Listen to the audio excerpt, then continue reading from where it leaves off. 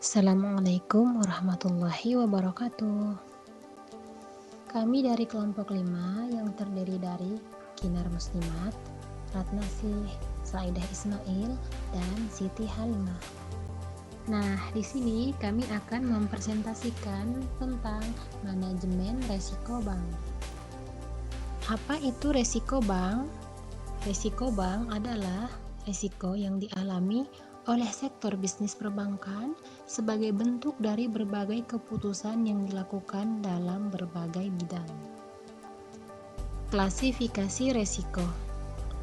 Klasifikasi dapat diartikan sebagai ketidakpastian yang menimbulkan kerugian dalam arti finansial atau dinilai dengan uang. Klasifikasi risiko yang sering dihadapi oleh bank diantaranya adalah risiko kredit, risiko pasar, risiko likuiditas, dan risiko operasional. Risiko ini timbul sebagai akibat kinerja debitur yang buruk. Risiko dapat diklasifikasikan sebagai berikut. Yang pertama, spekulatif risk atau risiko spekulatif, yakni risiko yang memberikan kemungkinan untung atau rugi atau tidak untung dan tidak rugi. Yang kedua, pure risk atau risiko murni, yakni risiko yang hanya mempunyai satu akibat, yaitu kerugian. Yang ketiga, fundamental risk atau risiko fundamental, yaitu risiko yang sebab maupun akibatnya impersonal. Baik, sekarang saya akan melanjutkan menjelaskan klasifikasi resiko bank. Untuk yang keempat yaitu resiko khusus. Resiko khusus disebabkan oleh peristiwa individu dan akibatnya terbatas.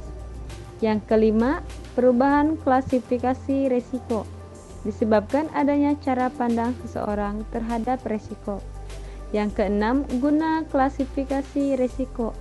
Klasifikasi resiko berguna dalam rangka menetapkan suatu resiko.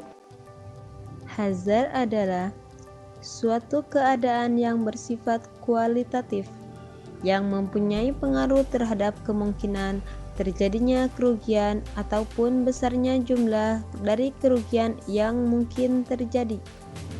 Hazard terbagi dua. Yang pertama, physical hazard, yang berkenaan aspek fisik dari risiko yang dapat mempengaruhi timbulnya atau besarnya suatu kerugian. Yang kedua, moral hazard, keadaan yang berkaitan dengan sifat, pembawaan, dan karakter manusia yang dapat menambah besarnya kerugian dibanding dengan resiko rata-rata.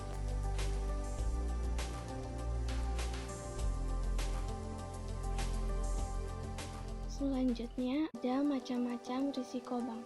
Yang pertama, risiko kredit terjadi karena adanya kegagalan dari counterparty dalam memenuhi kewajibannya kepada bank. Yang kedua, risiko pasar timbul akibat adanya pergerakan variabel pasar seperti suku bunga dan nilai tukar. Yang ketiga, risiko likuiditas terjadi karena tidak mempunyai bank dalam memenuhi kewajiban jangka pendeknya. Selanjutnya, yang keempat, ada risiko operasional. Tidak berfungsinya proses internal bank, human error atau kesalahan manusia, dan kegagalan sistem atau masalah eksternal. Yang kelima, ada risiko hukum, timbul akibat lemahnya aspek yuridis yang disebabkan adanya tuntunan hukum dan pengikatan agunan yang tidak sempurna. Yang keenam, risiko reputasi, ditimbulkan oleh adanya publikasi atau persepsi negatif terhadap bank yang menyangkut kegiatan dan usaha. Yang ketujuh, ada risiko strategi, disebabkan oleh tidak tepatnya pengambilan atau pelaksanaan keputusan strategi serta kegagalan dalam mengantisipasi perubahan lingkungan bisnis.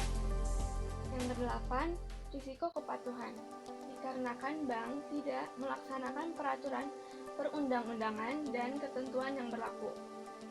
9. Risiko imbal hasil, disebabkan oleh perubahan tingkat imbal hasil yang dibayar oleh bank kepada nasabah akibat perubahan tingkat imbal hasil yang diterima bank dari penyaluran dana yang dapat mempengaruhi nasabah DPK. Kemudian yang ke-10 ada risiko investasi. Risiko yang timbul akibat bank ikut menanggung kerugian usaha nasabah yang dibiayai dalam pembiayaan berbasis bagi hasil. Ke-11 ada risiko transaksi intragroup. Akibat ketergantungan suatu entitas baik secara langsung maupun tidak langsung terhadap entitas lainnya dalam satu konglomerasi keuangan dalam rangka pemenuhan kewajiban perjanjian tertulis maupun perjanjian tidak tertulis, baik yang diikuti oleh perpindahan dana ataupun tidak. Yang terakhir ada risiko asuransi. Risiko ini terjadi akibat kegagalan perusahaan asuransi memenuhi kewajiban kepada pemegang polis sebagai akibat tidak cukupnya proses seleksi, risiko penetapan premi, penggunaan reasuransi, dan atau penanganan hukum. Manajemen risiko bank. Dalam operasional bank meliputi identifikasi risiko, pengukuran, penilaian, dan tujuan. Adalah untuk meminimalkan efek negatif risiko terhadap hasil keuangan dan modal bank. Bank wajib membentuk unit organisasi khusus untuk tujuan manajemen risiko. Peristiwa yang mempengaruhi satu area risiko dapat memiliki konsekuensi untuk berbagai kategori risiko lainnya. Macam-macam risiko manajemen. Yang pertama, manajemen risiko kredit. Risiko kredit didefinisikan sebagai potensi dari bank, peminjaman, atau pihak counter yang akan gagal memenuhi kewajibannya sesuai dengan syarat yang disepakati. Tujuan dari manajemen risiko kredit adalah untuk memaksimalkan tingkat pengembalian kepada bank dengan menjaga risiko pemberian kredit, supaya berada di parameter yang dapat diterima. Bank perlu mengelola risiko kredit dari seluruh portofolio serta risiko dari individu atau kredit atau transaksi. Kedua, manajemen risiko pasar. Bank dihadapkan pada risiko pasar melalui kegiatan perdagangan mereka dan neraca mereka. Dua jenis risiko yang dianggap risiko pasar untuk bank seperti risiko suku bunga dan risiko valuta asing. Bank menghadapi risiko valuta asing karena adanya fluktuasi nilai tukar dan suku bunga adalah risiko yang paling umum dihadapi semua bank dalam mengelola semua produk-produk keuangan yang dikeluarkan oleh bank dengan tingkat bunga sensitif. Ketiga, risiko operasional. Risiko operasional adalah risiko kerugian yang dihasilkan dari cukupnya atau kegagalan proses internal, orang, dan sistem atau dari peristiwa eksternal. Keempat, manajemen risiko likuiditas. Potensial risiko likuiditas adalah ketidakmampuan untuk memenuhi kewajiban bankir saat mereka jatuh tempo. Ini muncul ketika bank tidak dapat menghasilkan uang untuk memenuhi penarikan dana, komitmen kredit, atau peningkatan aset. Hal tersebut berasal dari ketidaksesuaian pola aktiva dan kewajiban. Ada dua pendekatan yang berhubungan dengan manajemen risiko likuiditas. Yang pertama, pendekatan fundamental. Pendekatan ini digunakan dalam jangka panjang. Dalam pendekatan ini, bank mencoba untuk mengelola risiko likuiditas dengan mengendalikan posisi aset kewajiban. Yang kedua, pendekatan teknis. Pendekatan ini berfokus pada posisi kewajiban bank dalam jangka pendek. Likuiditas dalam jangka pendek ini terutama terkait dengan arus kas yang timbul akibat transaksi operasional.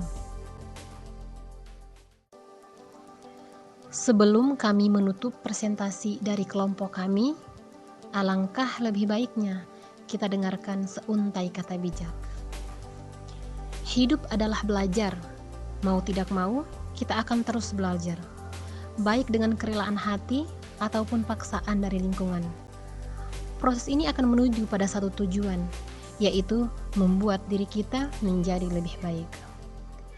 Nah, semoga dengan mendengarkan seuntai kata-kata bijak ini, membuat teman-teman, khususnya dari kelompok kami, agar selalu semangat dalam menuntut ilmu.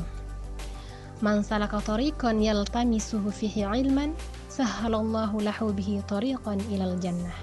Demikianlah penjelasan singkat dari kelompok kami. Semoga bisa dipahami dan terima kasih atas perhatiannya. Wassalamualaikum warahmatullahi wabarakatuh.